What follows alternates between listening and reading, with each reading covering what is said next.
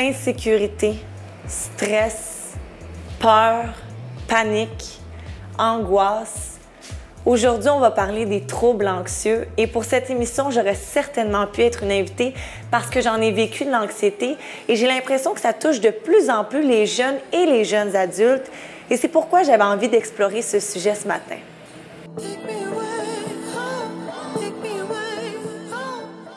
Bonjour tout le monde, je suis très contente d'être de retour pour une 3e saison de Focus et on commence la saison en force. On va parler des troubles anxieux. Mes invités aujourd'hui, Stéphanie Tardif, Geneviève Dubé. Les deux, vous faites de l'anxiété parfois dans votre quotidien. Oui. Et Stéphane Bugeaud, notre psychologue. Bonjour. Bonjour. Je trouve que le terme anxiété est un des termes qui est le plus propagé dans notre société actuellement, mais ça reste un sujet flou encore pour bien des gens. Qu'est-ce que l'anxiété, Stéphane? Bien, on pourrait dire que l'anxiété, dans le fond, c'est la fonction d'appréhension. Hein? L'anxiété, c'est que je me mets à anticiper des situations où je n'aurais pas de contrôle, où je pourrais vivre un échec, où je pourrais perdre... peut-être le sentiment d'importance auprès des gens, sentiment de valeur, on pourrait perdre la face. Donc, c'est des situations que l'on imagine qui seraient des menaces, dans le fond, à notre intégrité. Donc, c'est vraiment la fonction d'appréhension. Puis c'est souvent lié au contrôle, parce que c'est lié à des situations qu'on interprète comme où on aura peu de contrôle. Il y a l'Institut sur le stress humain qui ont développé l'acronyme CINE pour déterminer les situations stressantes. Le CINE, c'est la première caractéristique, c'est qu'il y a un contrôle qui est faible sur la situation. Hein? Le deuxième, le I, c'est... il y a... j'ai oublié là. Vois-tu, je vis une situation stressante, là. Hein? Il y a de l'impuissance qu'on peut vivre. Hein? Puis, c'est une situation qui est nouvelle. Hein? Donc, ça implique toujours de la nouveauté. Puis, il pourrait y avoir une menace pour l'ego. Donc, ce sont les situations qui, on pourrait, à travers cet acronyme-là, déterminer qu'elles ont un effet de stress sur nous, sur notre organisme, puis sur notre cerveau éventuellement. Vous, les filles, quels sont les symptômes que vous ressentez lorsque vous faites de l'anxiété? Dans le fond, c'est physique, souvent, plus un serrement, des battements cardiaques. J'ai l'impression que je vais étouffer, dans le fond. Ça ressemblerait à ça pour moi. Moi aussi, c'est un serrement au niveau de la poitrine, mais il y a comme un sentiment de comme si j'étais paralysée, tu sais. La situation angoissante va s'emparer de moi, puis je peux plus rien faire. Faut que j'attende que ça passe. Fait que... Et avec l'information que Stéphane vient de nous donner, est-ce que vous vous reconnaissez là-dedans? Absolument. Ouais. C'est beaucoup dans des situations où, justement, j'ai pas le contrôle, où je m'imagine qu'il peut se produire quelque chose. Dans la planification aussi, tu sais. On sait pas trop comment ça va se passer. Fait que, c'est ça. Tu te mets angoissée. Ouais. C'est ça. Est-ce que c'est un peu, Stéphanie, des fois aussi la peur d'avoir peur qu'il arrive quelque chose? Tu m'enlèves les mots de la bouche, c'est exactement ce que j'allais dire. C'est comme ça que j'appelle ça, la peur d'avoir peur. Donc, c'est quelque chose qui n'arrive pas, c'est que tout ce qu'on anticipe, justement, on voit ça. Donc, comme on aime contrôler, là, on voit ça arriver. Donc, dans le fond, c'est notre capacité de s'adapter puis d'aller, justement, se mettre en position de contrôle qui va influencer si l'anxiété va augmenter ou elle va diminuer. Est-ce que l'anxiété est en hausse dans nos populations actuelles? Parce que moi, j'ai l'impression que oui. Ah, définitivement. Le mode de vie à l'occidental, l'Organisation mondiale de la santé reconnaît que l'anxiété et la dépression sont les 2 troubles de santé mentale les plus importants. Est-ce qu'il y a un effet social? Je crois bien que oui. On est dans une époque où on vit très rapidement, où les pressions de performance sont importantes. Mais il y a la question aussi de l'image, de l'ego, comme on voit aussi. Dans les médias sociaux. Oui, les nouvelles générations, eux, vont être très confrontées à ça, où tu peux avoir une image très, très forte, où tu sembles être populaire, tu as plein de likes, mais bon, s'il y a une écorchure à cette image ou s'il y a une perte de statut, à ce moment-là, ça peut causer effectivement beaucoup de stress chez les adolescents. Ça vient ébranler l'ego, un des éléments que tu parlais tantôt. Définitivement. On est tous à la recherche, en quelque sorte, à la conquête de notre valeur. Hein? Je pense que l'outil des réseaux sociaux, c'est une tentative de se mettre en valeur. Constamment. Il y a toujours 2 versants à ça. Hein? On peut être très haut et très bas. Les filles, est-ce que votre anxiété se manifeste de manière régulière ou de manière sporadique? Une fois par semaine ou des fois, vous n'en avez pas pendant 3 mois, puis tout d'un coup, vous avez 2 périodes d'anxiété dans 1 mois? Pour moi, c'est plus sporadique dans le fond. Surtout au fait que quand quelque chose arrive, les choses arrivent, puis je pense qu'avec le temps, j'ai réussi à bien gérer ça, puis les voir, les anticiper, les situations qui vont me mettre dans cette situation-là, puis avoir déjà un plan d'action si je les vois. Donc, c'est surtout quand je perds le contrôle finalement, et puis je vois que, bon, malgré tous les outils que j'ai, je réussis pas. Je sais pas, c'est là que je deviens plus anxieuse. Pour toi, Geneviève? Moi, pour l'instant, c'est assez régulier. Ça fait pas super longtemps que j'en fais, puis que j'essaie d'aller chercher les outils pour m'aider aussi. Fait que c'est assez régulier pour l'instant, mais on travaille à ce que ça soit plus sporadique, puis éventuellement qu'il n'y en ait plus. Hein.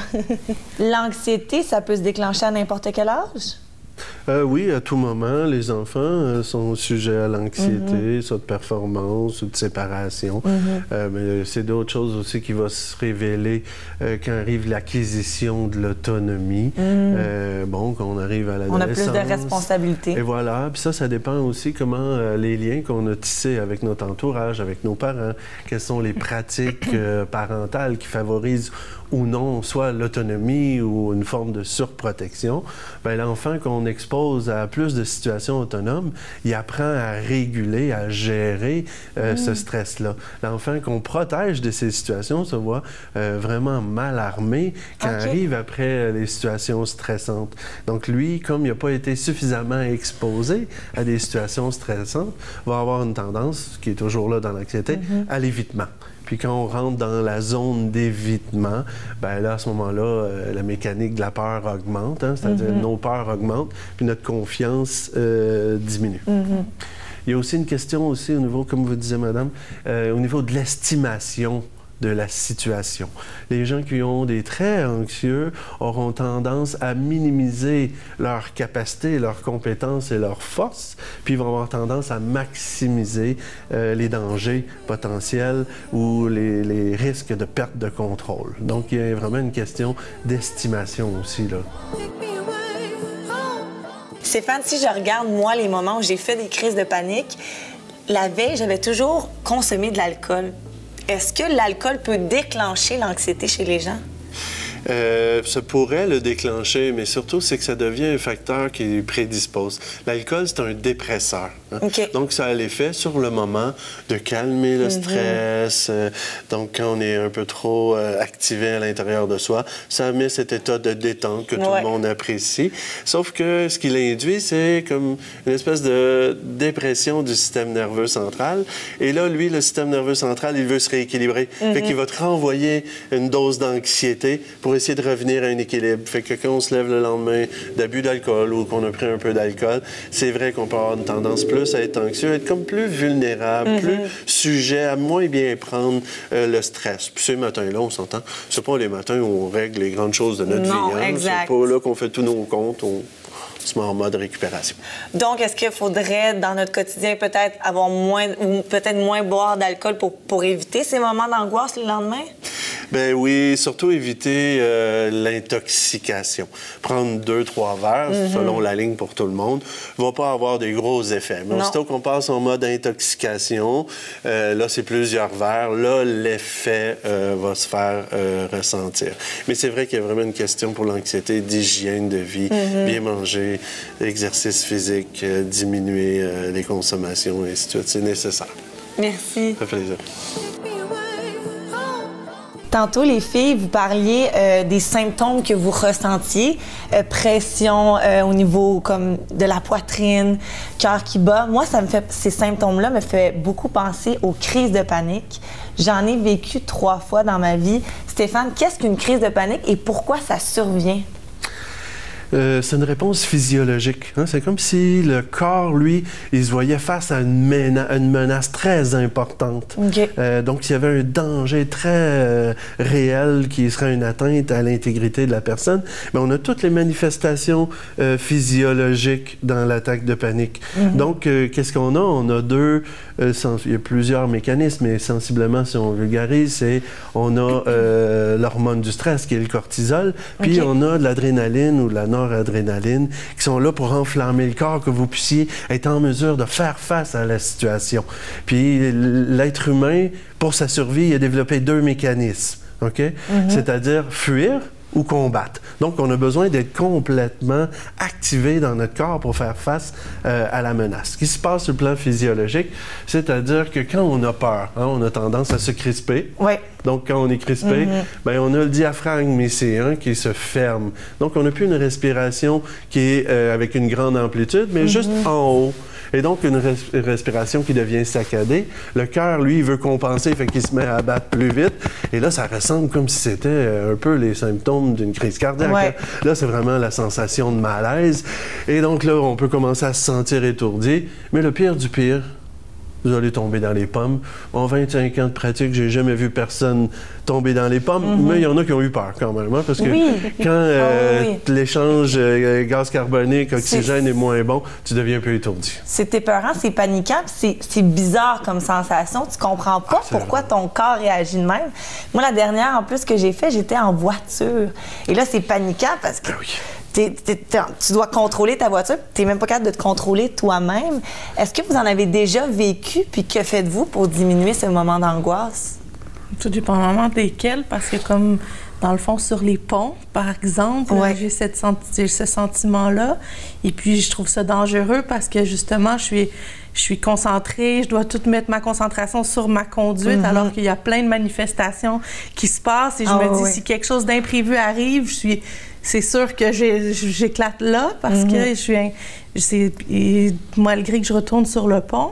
Et puis ça, c'est la situation du pont. Mais autrement, quand j'ai des sentiments comme ça d'anxiété qui viennent, puis tous ces trucs, je m'arrête, je respire pour que tout arrête de tourner autour de moi. Et puis là, je me remets en fonction de justement les contrôles en replanification, dans le fond. Qu'est-ce que je dois faire? Et je me sors de la situation parce que sinon, on peut pas. Mon sentiment de perte de contrôle est trop fort. Et tu es capable de reprendre le pont quelque temps par après? Je le reprends, le pont, puis c'est ce que je trouve spécial parce que malgré que je le reprends, je l'évite.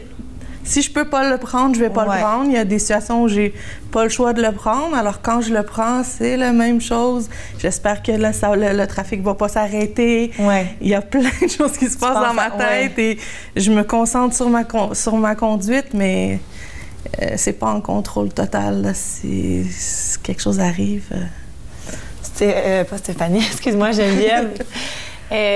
Moi, jusqu'à présent, bien, ça m'est arrivé quelques fois. C'est souvent le soir quand je suis couchée puis que je pense justement à planifier ma semaine, savoir est-ce que je vais réussir à tout rentrer dans ma semaine, est-ce que je vais oublier des affaires, tu sais. C'est là que ça se déclenche. En ce moment, j'utilise des applications de respiration, fait que je me concentre sur ma respiration.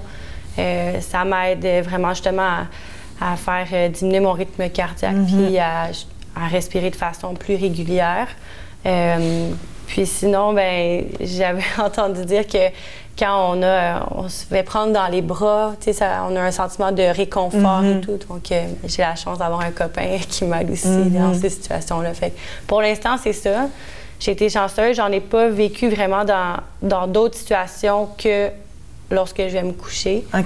Mais je pense que l'application de respiration serait un grand... Ça m'aiderait. Ça t'aide beaucoup. En tout cas, oui, pour l'instant, oui. Stéphane, on voit, Stéphanie, c'est sur les ponts. Moi, ça a déjà été dans les tunnels, en voiture aussi. Geneviève, c'est le soir avant de se coucher. Qu'est-ce qui définit que nous, c'est à tel moment? C'est là la question du hasard. C'est-à-dire qu'il s'agit que votre corps soit activé avec une peur et il va trouver une menace à l'extérieur. Donc, vous pourriez même peut-être retrouver, c'est à ce moment-là, je me sentais pas bien, puis là, j'ai traversé un pont. Ah, puis il me semble que là, c'était encore pire. Et c'est venu se fixer de cette façon-là. Donc, il y a une question de hasard, mais de comment on se sentait dans nos manifestations physiologiques. Quelqu'un pourrait se sentir dans la peur avec toutes ces manifestations-là et voir une grosse opération à la télévision, puis se mettre à avoir peur du monde médical ou d'avoir une opération, d'avoir une maladie. Donc, quand on a c'est vraiment cette émotion qui est la peur qui est très forte avec toutes les manifestations physiologiques, on va trouver à l'extérieur quelle est l'origine de la menace. Donc, pour certains, ça va être les microbes. Pour certains, ça va être les situations sociales, ou les situations sociales, il y a beaucoup de monde, ou être sur un pont, ou avoir peur de contracter une maladie. Donc, ça se fixe habituellement au hasard. C'est sûr que si tu es allé sur un pont, tu as eu un gros accident où il pleuvait tellement que tu voyais rien, ben, ton cerveau il a enregistré en mémoire, pont, situation dangereuse. Hein? Fait que quand tu vas retraverser le pont, tu ne seras pas super relax. Mais je pense que la meilleure solution, c'est de ne jamais éviter. OK. Il faut toujours confronter les situations qui activent notre corps. Pourquoi? Parce que la mécanique Sinon, de la peur augmente. C'est ça. Si on évite, la peur augmente, notre confiance diminue. Si on confronte, la peur diminue, notre confiance augmente. Mais c'est comme s'il faut réapprendre à notre corps de dire ne t'en fais pas. Il va rien arriver. Pas en danger. Il n'y a pas de mammouth, il n'y a pas de lion, il n'y a pas une guerre. OK? Fait que fais juste calmer. Puis ce que j'ai aimé dans ce qu'ils ont dit, c'est il faut libérer le physiologique. Si mon corps est tout activé par la peur, même si je me dis j'ai pas peur ou une tisane va le faire, ça va pas le faire. Il faut libérer toute cette énergie physique et c'est là que se lever, marcher, courir, respirer, danser, va libérer cette énergie-là, puis surtout, va faire en sorte que les mécanismes de la peur vont se calmer. Et là, tranquillement, votre corps va réenregistrer de « je suis capable, je suis capable de me contrôler, je suis capable d'être en sécurité » et ainsi de suite. Mais on est dans un monde où tout le monde voudrait être en pleine sécurité tout le temps, ce qui n'est pas possible. Vous parliez d'avoir peur d'être sur un pont, d'avoir peur d'être dans une situation où il y a beaucoup de gens. Est-ce que l'anxiété déclenche les phobies? Oui, dans le fond, c'est qu'il va y avoir toutes ces mécaniques de la peur et l'anxiété, c'est qu'on va attribuer, hein, quand je vous parlais d'estimateur tout à l'heure, c'est-à-dire, ben, OK, j'ai une rupture amoureuse, si j'en tire comme conclusion que tous les hommes, c'est des salauds, même si en dedans de moi, j'ai envie de revoir une relation amoureuse, quand je vais rencontrer quelqu'un de nouveau, cette peur-là va augmenter. Donc là, la phobie pourrait se structurer en me disant « Ah ben tous les hommes de telle grandeur ou avec telle couleur de cheveux, ça pourrait s'installer comme une phobie. » Mais quand on arrive dans les relations avec les gens, ces situations, les phobies sociales, c'est la peur de ne pas être en contrôle. Oui, la peur du jugement aussi. La peur du jugement, parce qu'on pourrait perdre la face socialement, on pourrait se sentir mal, les gens pourraient s'en apercevoir. On est dans une société où avoir des symptômes de santé mentale ou de vulnérabilité ou de fragilité, tout le monde se dit très ouvert à ça. Mais bon, il y a quand même sensiblement de jugement encore aujourd'hui autour de ça. Geneviève, est-ce que ça t'a pris du temps avant de trouver la source qui générait le plus d'anxiété chez toi? Oui, ça a pris quand même du temps. En fait, j'ai décidé d'aller consulter parce que je comprenais pas ce qui m'arrivait. Je vivais beaucoup d'anxiété, beaucoup de symptômes d'anxiété aussi, puis je comprenais pas. Puis c'est grâce à la thérapie avec ma psychologue que j'ai compris que c'est vraiment dans les situations, dans le fond, où je dois planifier, où je dois déléguer aussi dans le cadre de mon travail, que ça m'apporte le plus d'anxiété. Donc, mais ça a pris du temps quand même, oui. Donc, ça nous montre à quel point c'est important, c'est correct de demander de l'aide auprès des professionnels comme des psychologues. Oui, absolument. Puis je pense que c'est la clé, justement, pour être capable de passer au travers, puis d'être capable de diminuer nos situations d'angoisse et d'anxiété. Merci. Ça fait plaisir. En 2017, Radio-Canada publiait un article qui relatait que l'anxiété de performance était un fléau chez les adolescents. Et tout récemment, Radio-Canada rapportait qu'un étudiant sur 3 affirme que le stress, l'anxiété et la dépression affectent ses études. J'ai déjà parlé ici à l'émission des enjeux de la société de performance. Stéphane, est-ce que c'est cette pression sociale qui engendre autant de stress et d'anxiété chez nos jeunes? Il y a une pression, effectivement, sociale au niveau de l'éducation, au niveau de la spécialisation. Aujourd'hui, on va avoir un regard plutôt négatif chez quelqu'un qui aura simplement un secondaire 5. Donc, il y a une question aussi liée à un statut. Mais les gens qui sont anxieux devant un examen, c'est qu'ils font pas juste « Et je suis à risque de rater cet examen-là ». Ça, ce qui serait un stress normal, qui pourrait favoriser la performance. Mais ils vont aller beaucoup plus dans « Oui, mais là, si je rate cet examen-là, je vais rater mes études, puis personne va me considérer important. Je pourrais pas avoir une famille, je vais foutre ma vie en l'air. Il n'y aura rien pour moi. » Donc, vous comprenez que de la peur de l'examen à l'estimation de tous les catastrophes qui pourraient arriver, mais cette anxiété-là, peut nuire à notre adaptation, à notre fonctionnement. Le stress, c'est bon pour nous. On en a besoin. Tout le monde en vit. Tout le monde. Puis quand on est en mesure, on se sent compétent dans une activité, que ce soit les sports, que ce soit la musique, que ce soit, on vit un stress qu'on aime. Hein? Mais le pont, c'est quand on passe du stress à la peur d'échouer. La peur de perdre la face, la peur de ne pas être à la hauteur. C'est à ce moment-là que l'anxiété peut prendre la place, puis elle peut devenir vraiment handicapante. Et trop d'anxiété peut avoir un effet de juste nous paralyser. Puis si on est paralysé, on performe moins. Fait que là, le cercle vicieux. Voilà, elle est partie.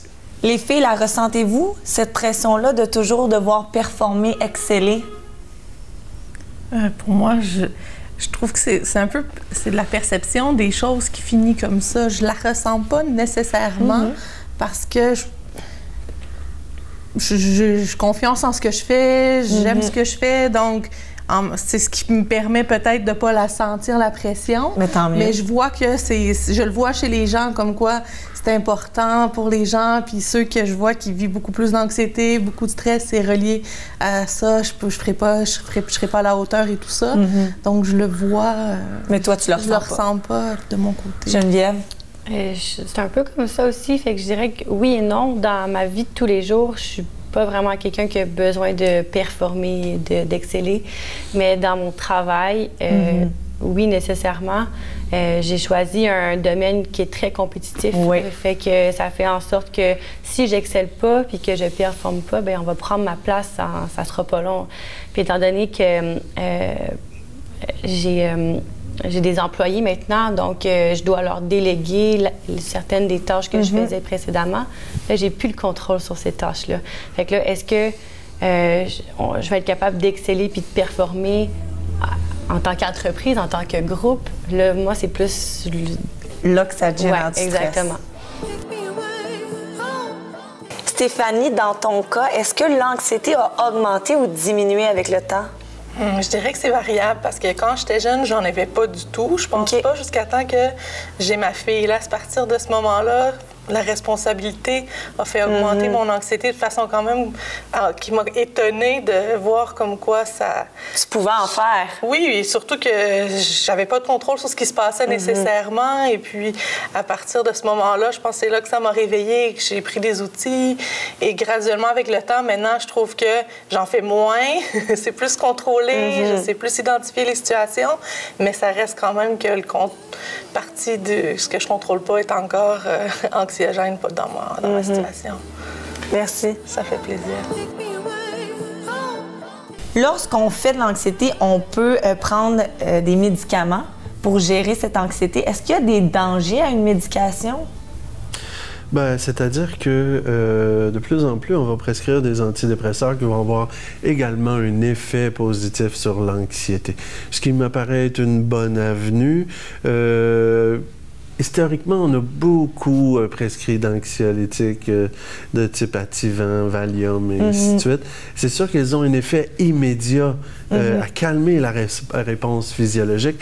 Le gros problème, c'est qu'ils sont très addictifs. OK. C'est-à-dire, sur le plan physique, on en développe une très forte dépendance, puis sur le plan psychologique. Fait qu'imaginez la personne qui en a pris pendant 5 ans, puis ne pouvait pas s'imaginer dormir sans ça. Ben oui, on a 2 types de dépendance, autant physique et psychologique, avec lesquels on va avoir à combattre. Hein. Et pour moi, avoir assisté à des sevrages à ces types de médicaments-là, ils sont avérés très, très, très difficiles, très souffrants, même plus que certaines drogues. Ah oui? Ah oui, oui. Au moins, là, aujourd'hui, les médecins ne prescrivent plus d'Ativan de manière quotidienne. C'est-à-dire qu'une bonne pratique s'agirait, si vous vivez une situation très difficile, c'est-à-dire d'en avoir une prescription qui va être limitée dans le temps. Bien, moi, par exemple, j'ai peur de l'avion, donc on m'a prescrit des Ativans. Mais voilà. ma mère, elle avait entendu dire qu'on pouvait devenir dépendant, fait qu'elle était comme là, ça, tu le prends juste pour l'avion, puis pas à d'autres moments. Ça, c'est une bonne utilisation. Mais c'est d'en reprendre à tous les jours, c'est de se fier là-dessus, puis que ça, c'est comme si ça devient l'espèce de contrôle. Alors que dans les faits, on doit naturellement arriver à le développer à travers, oui, la respiration, la méditation, l'exercice physique, une bonne hygiène de vie. Puis, je vous entendais tout à l'heure en disant, mais je sens pas trop la pression de performance. Mais je pense que notre mode de vie de société, si on s'y arrêtait à qu'est-ce qui est dans chacune de nos journées est quelque chose qui met de la pression, qui rajoute du stress, on se rendrait compte que finalement, les calculs que l'on fait, dans une journée, il y en a quand même beaucoup. Hein? Puis que c'est peut-être pas pour rien que quand on se couche le soir, le cerveau, lui, le hamster, il veut continuer, hein? Parce qu'il a été habitué toute la journée. Et donc ça, on minimise ça, parfois, l'impact environnemental. Avant de conclure, est-ce que l'anxiété, ça se guérit? Peut-on se libérer complètement de l'anxiété? Oui. Définitivement. Ah oui? Sur, oui, une anxiété surtout situationnelle, comme disait madame. Oui. Une fois que la situation est passée, ça va. Quand on a des traits anxieux, là, c'est plus proche de notre personnalité, de besoin de contrôle, perfectionniste. Peut-être qu'on a été un peu surprotégé ou exposé trop rapidement dans des situations d'autonomie dans lesquelles on n'était pas prêt. Fait que ça, mais j'ai envie de vous dire, ça, le trait, il se travaille, les thérapies cognitivo-comportementales et ainsi de suite. Mais oui, chacun avec une bonne hygiène de vie, tant sur le plan physique que mental, un travail sur soi, peut se débarrasser, oui, complètement de l'anxiété. Il y a peut-être juste la partie des troubles d'anxiété généralisés qui durent depuis longtemps, qu'eux sont plus difficiles à traiter, en quelque sorte. C'est quand même positif, les filles, d'entendre ça. Oui. Merci beaucoup à vous 3 pour aujourd'hui, les filles. Merci pour votre témoignage. Stéphane, encore une fois, merci pour ton expertise. C'est un plaisir.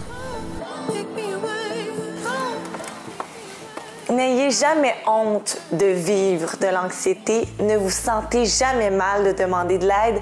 Au Québec, 12 % de la population vit des troubles anxieux. Donc, vous n'êtes pas anormal.